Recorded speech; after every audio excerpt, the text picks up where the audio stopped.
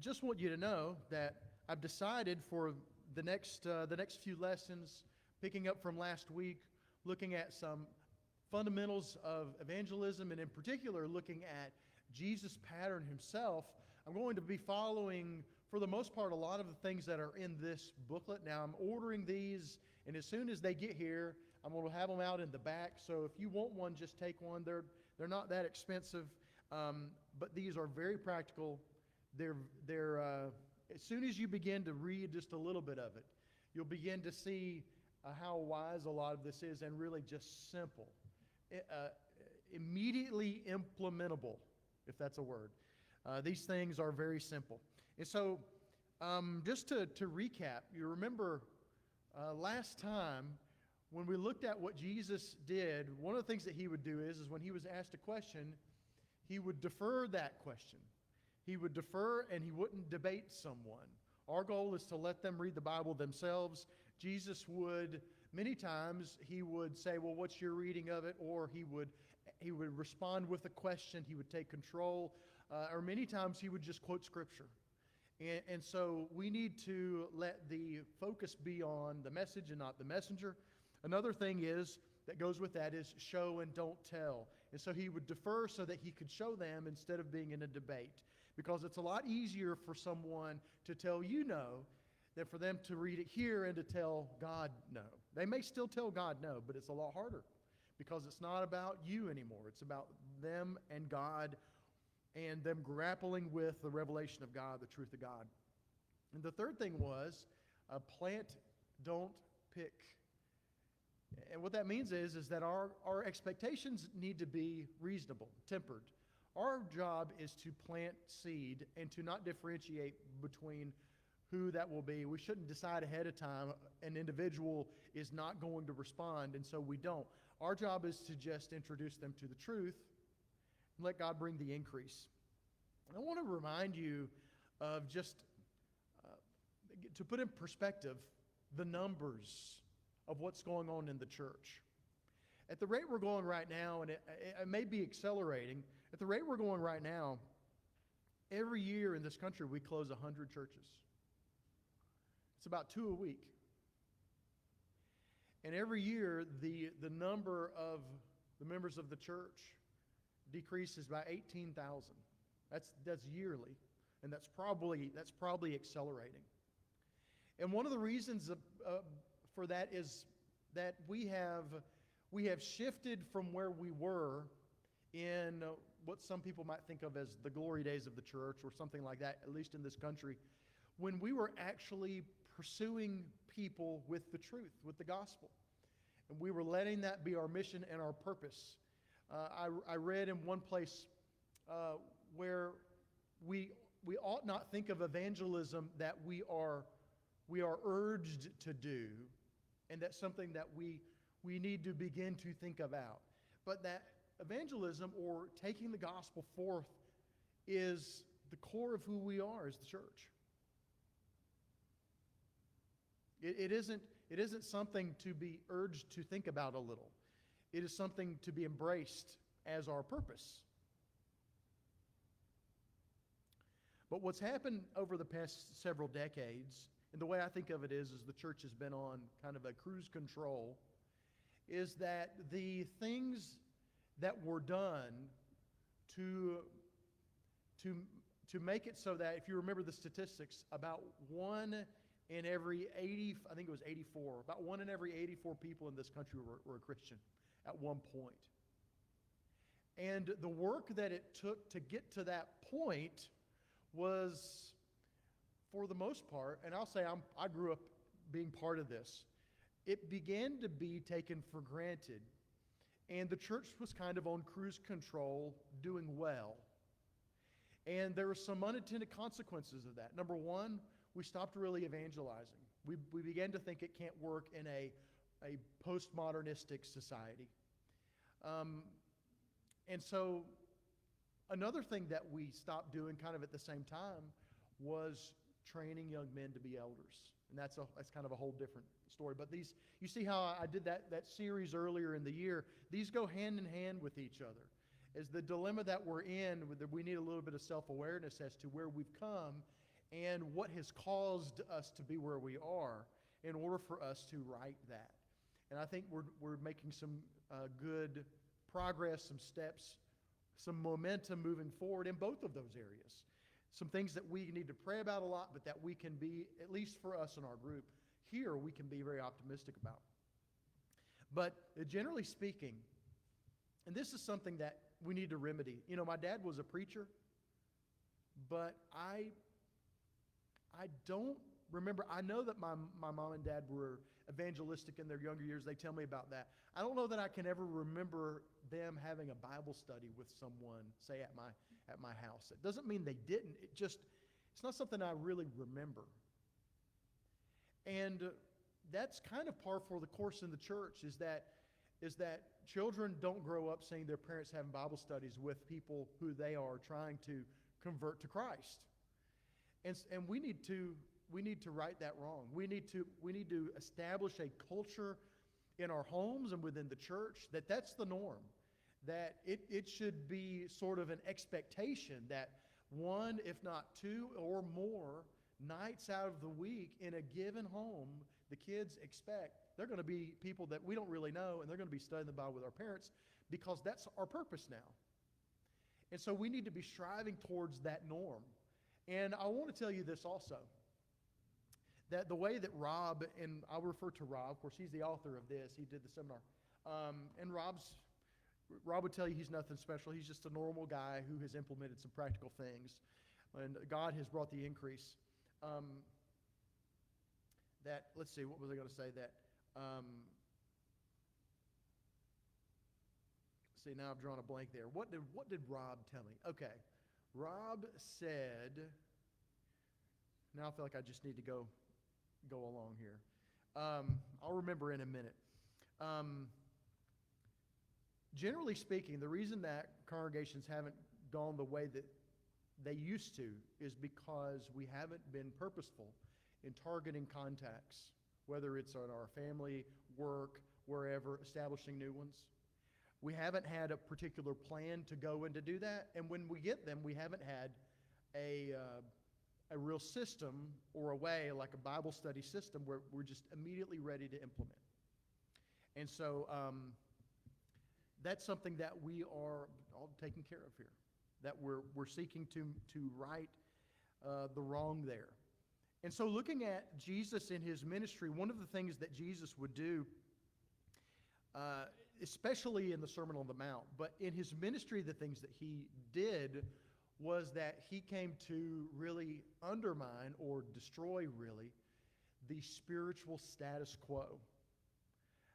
He would rock the boat in lots of different parts of society. He would, well, we'll get into some of those here in a moment. One of the things that we need to start doing is to purpose our homes. And there are some here that do that very well. But that really is what needs to be the norm. And that was one thing I was going to get into last time, but I didn't have enough time, which is after defer and don't debate, and show and don't tell, and plant and don't pick.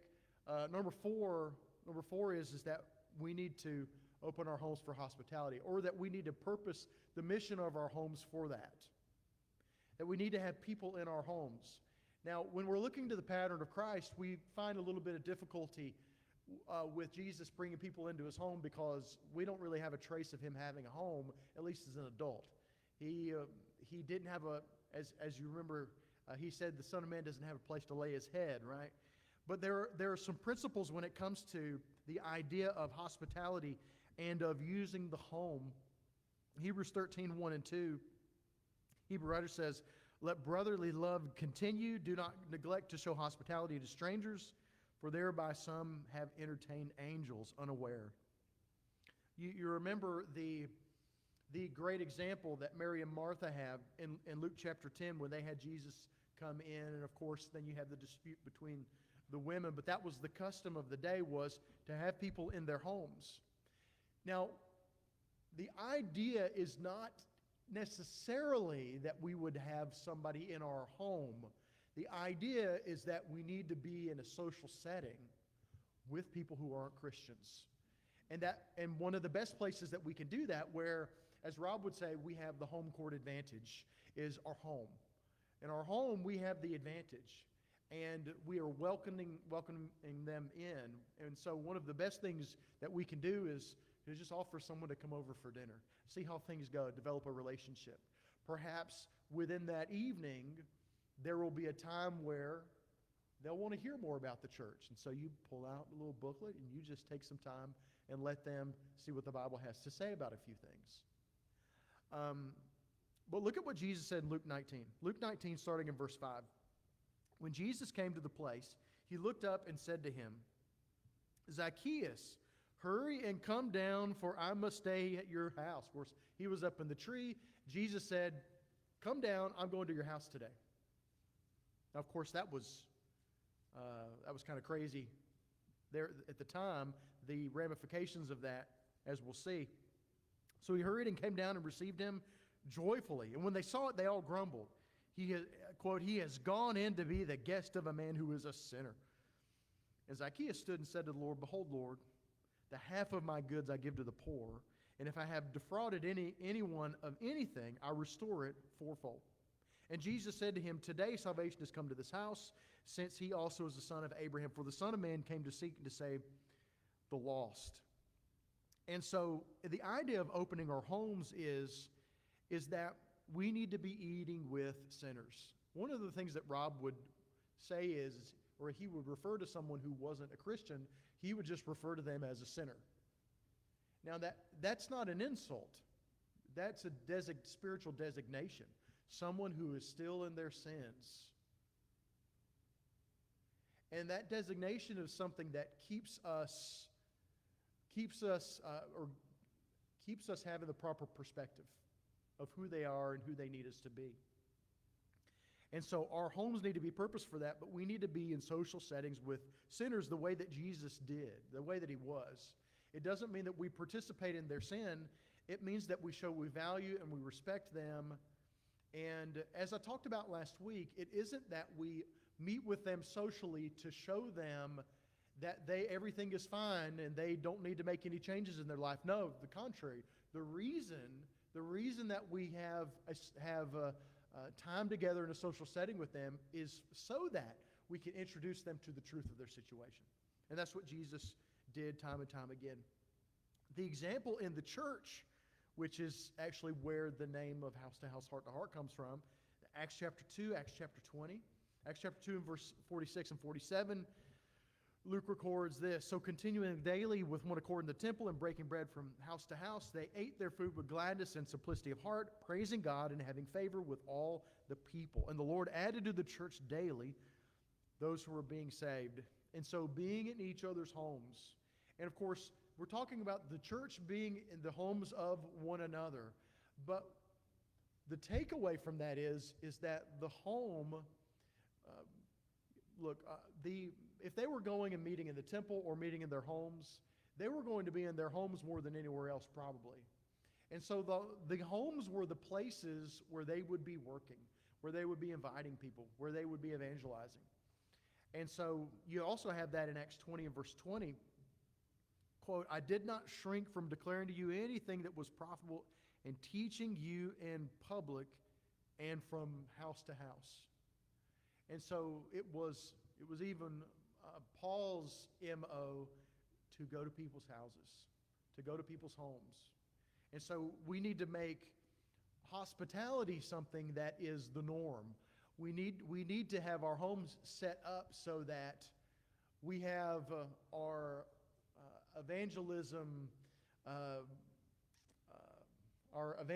tools, our Bible study guides, and all of those things. We need to have those things ready. We need to have those things in a certain place. We need to have a place where is a comfortable place, a quiet place where we can, when the time is right, at the spur of the moment, we can bring them into a setting where we can introduce the truth to them. And so that just takes a little bit of purposing. It doesn't mean that's going to be happening all the time, but when it's ready, as we get into the habit of it, if we're ready for it, then we won't be fumbling to find a way to do it at the time. I want to say this as well. When it comes to the idea of the church and a social setting, one of the things that I studied when I was working on my dissertation was the concept of the change over time of where the community of the church met. That as technology, as transportation has changed, and that was a pre-COVID study where now it was church has become virtual for several months for a lot of places. And so at one point in time, it was wherever you could walk, that was your community. And then it was perhaps at the same time where you could have ridden your horse, that was the community, or gone in a wagon. Then there were cars. And you see the evolution of what the radius was of what a church community could be would grow and would expand. And one of the takeaways from the studies that I did was that it was always important for there to be a place where a church community could come and be community. It's one of the reasons why I love that there's seemingly always people here at this building doing something. And there's some church buildings that they keep their doors open and unlocked during the week. Now maybe we don't do that for security reasons, but this needs to be a place where at any given moment, because this is kind of what I prefer, it kind of depends on it, but I prefer to sit down with someone at a table and have Bible study here. And so maybe it's here that you would say, why don't we meet at the church building and we can have a study, then we'll go get something to eat, and we'll maybe discuss, we'll hang out, we'll develop our relationship. And so I would say that it isn't just that it's our homes, but it's that we need to make community and having places where community is important a priority, whether that's the building. My house I often refer to it as Grand Central Station. And so it's a good thing to have a high traffic house. That's good for the church. That's good for having Bible studies with people. Places that are always welcome for someone, whether in the church or someone who isn't. That's what we think of when we think of house to house. It's, when Paul was going from house to house, he didn't text them before he went there. He just went. And it was prioritized to have hospitality, to have the understanding of the importance of the community within the home. And so now we have church buildings, and it should be purposed for the same thing. I think that I'm of the opinion that, and I'm glad we're having some work done on the building, but it's my opinion that a church building should be absolutely worn out. We should wear out churches. I'll never forget, I was at a lock-in when I was in high school, and we were in the fellowship hall, and I believe we were playing football, believe it or not. We were playing football, and one of the kids ran into the wall, and he put his elbow through the drywall, and the youth minister there, he just looked at it and he said, "Big deal." He said, "I don't care." He said, "It's just a hole in the wall." He said, "Let's wear this place out." He looked at that as a good thing. We break something, hey, that means we're using this place. And so let's think of it in that way and prioritize that and make that also a place in your home.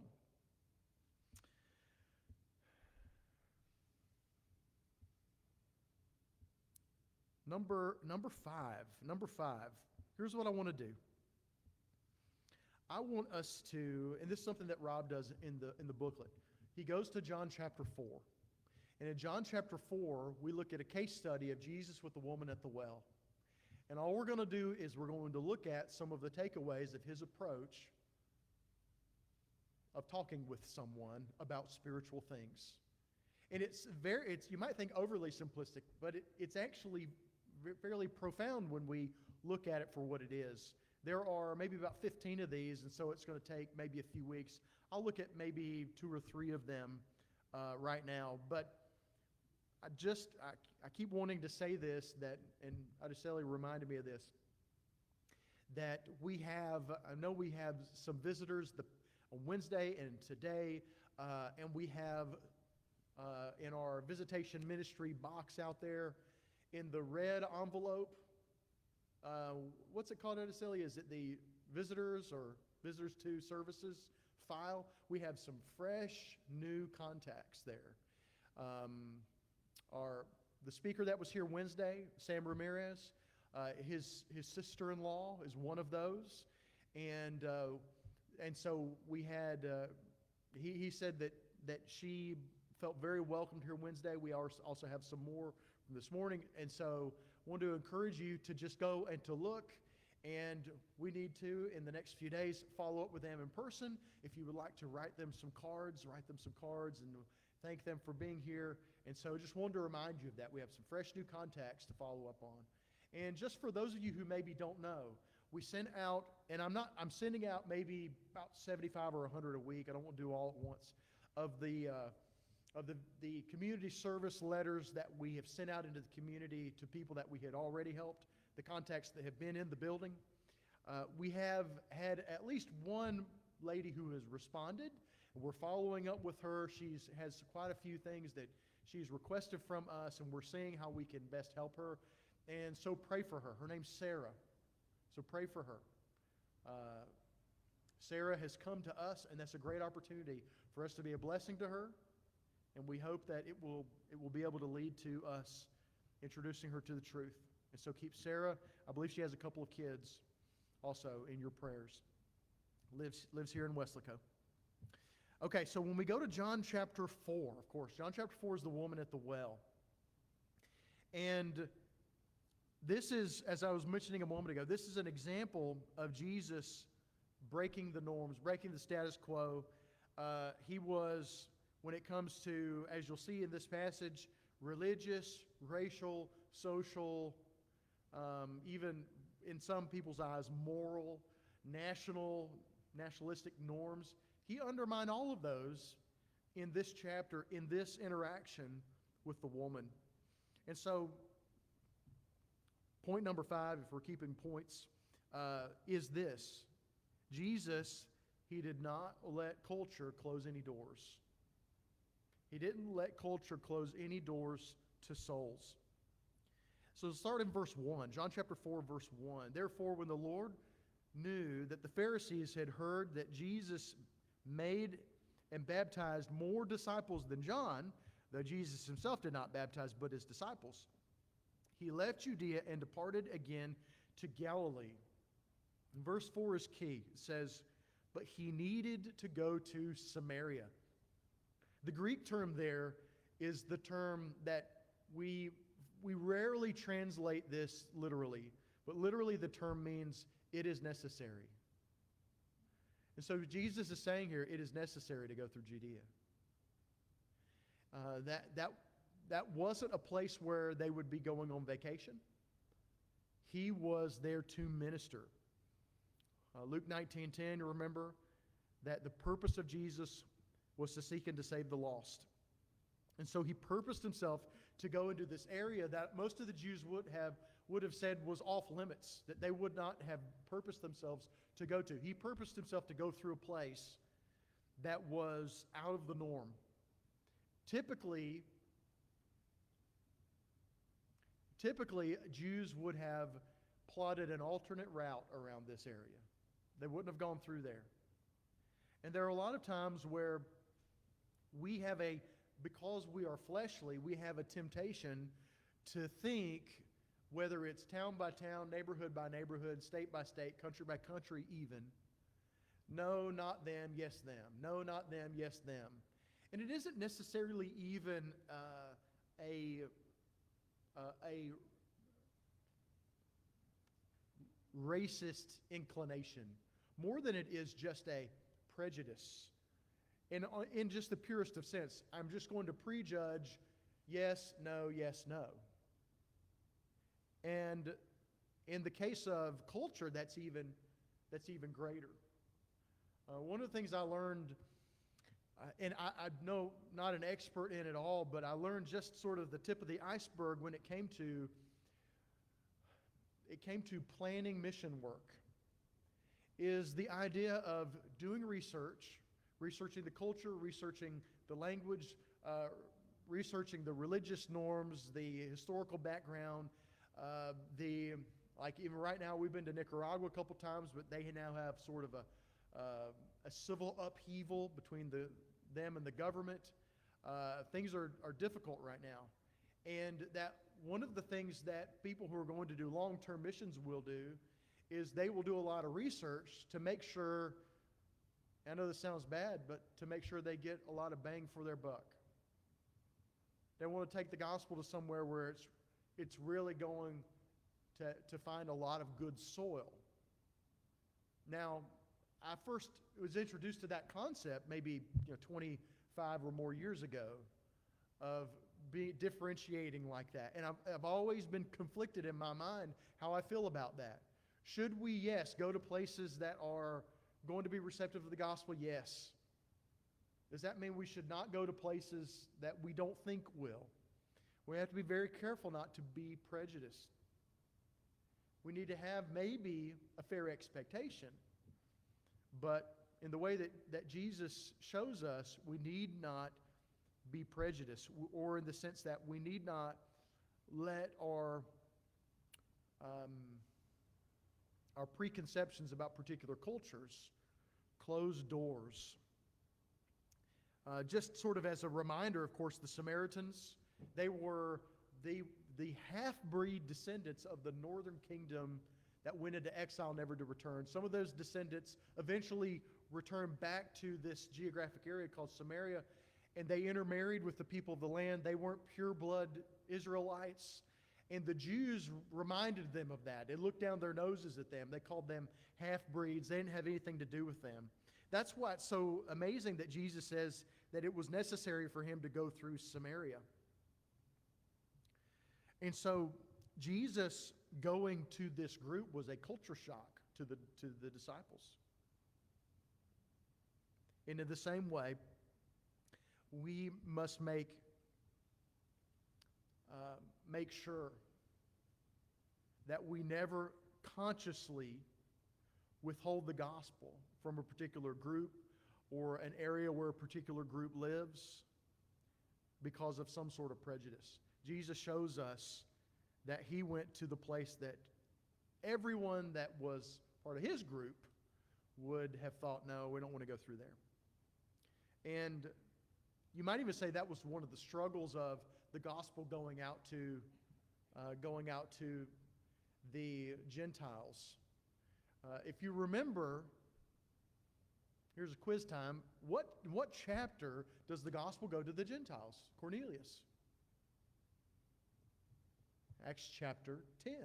Acts chapter 10. What chapter does Philip go to Samaria? Acts chapter 8. Now, the Samaritans were not pure-blood Jews, but in the minds of the Jews, they were better than the Gentiles. Okay? It made more sense to take the gospel to them. Jesus had already set the precedent for it. And so you might even say within Jesus' ministry, what he was doing, and not, of course, Jesus said, in John, I believe in John 10, he said, I have sheep that are not of this flock, which I believe a fair takeaway from that is that the Gentiles would soon come, right?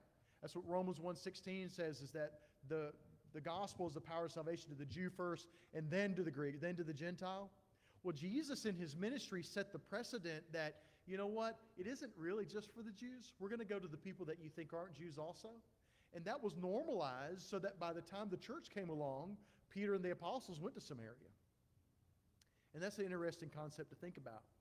That was showing them already, without going to the Gentiles, like in Acts chapter 10, it was a way to show that the gospel wasn't just for these pure blood Jews.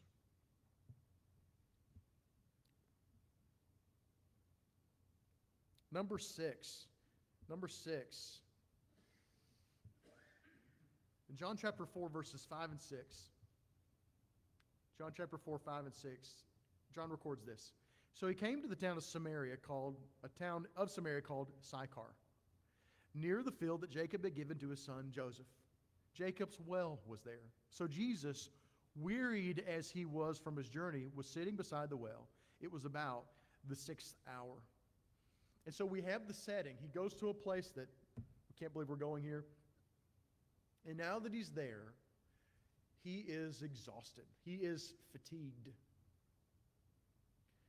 And what the church needs to think is, and follow from Jesus' example is this, which is number 6, is that Jesus overcame fatigue. Now you may think, well, what does that have to do with the church? Well, I was talking about earlier about how we have had a great decline, and a lot of the efforts that we've had have been unfruitful, and we're kind of burned out, you might say, on the idea of, is really anybody going to be receptive of the gospel? And that's why a lot of us give up or don't prioritize it, or revert. We revert to the idea of just maintaining, just existing, rather than thriving. We fall into those ideas because of long-term fatigue. Jesus is going to have a very powerful spiritual conversation with this lady at the moment of exhaustion. And I would say to you that I think the church is at a moment of exhaustion. That we're exhausted, and yet we need to follow Jesus' lead. That in spite of that, we need to continue. When you think about great things happening, typically great things happen by people who are exhausted, by people who are tired. It's because those people are people who are actually working. They're actually persevering. There are people who are actually experiencing failures and yet not giving up. They have experienced discouragement. They, as I was talking about this morning, they have time and time faced that day where they really just want to give up, and yet they keep on going. And the people that reach that goal, the people that actually get to that point of doing great things, they're going to be people who are tired, who are exhausted. Because the people who aren't exhausted are not exhausted because they gave up a long time ago. And they're refreshed now, and they're living a life that doesn't worry about that hard work. And so just because we're tired, well, that doesn't mean anything. That may actually mean we're on the right track. And that in spite of that, as Jesus did, he overcame that. Evangelism can be very discouraging. I know it has been for me in the past. Paul says in Galatians 6 and verse 9, he says, "Let us not grow weary of doing good, for in due season we will reap if we do not give up." But he says that right after talking about the law of sowing and reaping. He says, don't give up. He says, just because something is difficult and just because you're exhausted is not a reason to give up, because God upholds the law of sowing and reaping. He says, let us not grow weary of doing good, for in due season we will reap if we do not give up. Now, I didn't mention this passage this morning, but it goes hand in hand with that, doesn't it? That God makes that promise. And because of that, we can, through our fatigue and through our wanting to stop, we can keep going. In Hebrews chapter 4 and verse 11, and you find this theme throughout the book of Hebrews, the parallel between the Israelites escaping Egypt, wandering in the desert, and then entering into the promised land. He says, there were some who did not enter into the rest of God, R-E-S-T, the rest of God, because of unbelief. And of course, the way that it's described for us in Hebrews is that the rest from our work that we look forward to is Christ. That we get to, in the sense that Jesus sat down at the right hand of the throne of God, we get to sit down with Christ. That this life is work. This life is work. And that we have a promise of rest. Hebrews 4 verse 11, let us therefore strive to enter that rest. so that no one may fall by the same sort of disobedience or unbelief. Um, Part of that is saying, he says, hold fast to that hope that you have.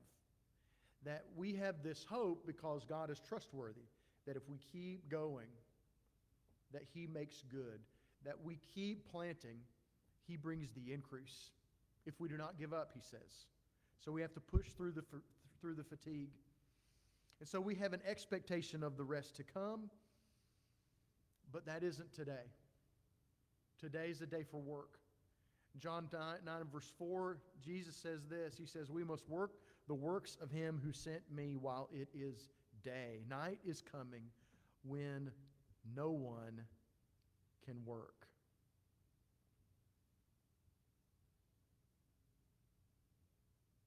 And so if you're tired, keep going. Keep going. I believe a lot in self-care, taking care of yourself, but long term, it's going to be tiresome. And now I remember what I forgot earlier in the lesson. Maybe it'll be even more relevant now. One of the things that Rob said about us or any congregation implementing anything like this is this. He said it's like turning around the Titanic. You have to do it 1 degree at a time, which means this. It's going to be difficult for us to get our momentum going in the direction we really want it. And so the beginning stages of what we're doing are going to be tough, and we have to just push through, understanding that turning the culture of the church here is just going to take some time. But if we're diligent and don't give up, and we push through, then eventually we will be going the direction that we're aiming towards. And so I'm glad that I remembered that, because that is so important for us to remember, so that we don't get discouraged. And so that we realize that the work that we're doing little by little, it adds up. It's moving somewhere. And I will even say even more than that. This is more relevant the older you get, is what you're doing today, you may not see the impact of in your lifetime, and that is totally fine. That is totally fine. There are people that I know of that are not alive today that I can look back to and I can say, I'm thankful that they did this and they did this, and we're standing on their shoulders of the work that they did, and they have no idea what they've allowed us to do, what they've empowered us to do. And so, think 10, 20, 30, 100 years in the future. And that's when we begin to be thinking correctly. Thinking in spiritual terms. Thinking in long term. The direction of the church didn't change from the 60s, 50s, 60s, 70s to today. It didn't change overnight. It changed 1 degree at a time. And if we're to change it, it's going to take that 1 degree at a time, little by little. We'll end there, and I'm going to pick up again next time. I encourage you to go through John chapter 4 and see what principles you can pull out of there that are evangelistic for yourself. It's an interesting study. But we'll look at some of those that are very practical next time. There's a lot more. It may take a few lessons. But I think it'll be worth our time just to continue to look at the divine pattern of just having a spiritual conversation with someone. How did Jesus do it? That's a very powerful thing for us to dive into and to look at. And so, just to recap from last week, defer questions. Just not debate people. Show people the truth. Don't tell them. Don't have a debate. Don't talk to them. They'll tell you no. Make them tell God no. And let's plant, not pick. Today, we talked about the importance of having social settings where we with people that are not Christians. And that's what Jesus did. And that Jesus did not let culture or prejudices close the doors to any group or any person. And that Jesus, even though he was tired, he was still going to continue on his mission. And so I'm encouraged by those of you here who are continuing to work. I was impressed by how quickly and efficiently many of you here addressed the lady that reached out to us in need.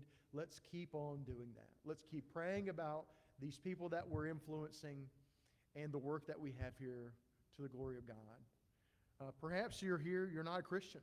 You can be baptized into Christ today. Jesus died to wash away your sins. And if you want to talk about that, if you want to discuss that, I'd love to have a study with you. But you can become a Christian today if you haven't. And maybe you just needed a little bit of encouragement, a little bit of the practical instruction from Jesus when it comes to being able to carry out your mission. Evangelism is not a nudge or an urge or something that is a hobby. It should be central to who we are. I was with BJ at a restaurant, and there was our server we were developing a relationship with, and I said, "What's our purpose, BJ?" And he said, "She's a contact." And that's the way we have to think. We have to think, how can I have Bible study with this person? And so I hope that you've been encouraged some way. If there's something you need prayers about, your family is here for you. Matt's going to lead us in a song. You have an opportunity to make that known. We'd love to pray for you and encourage you if you have a need. Please make that known as we stand and sing.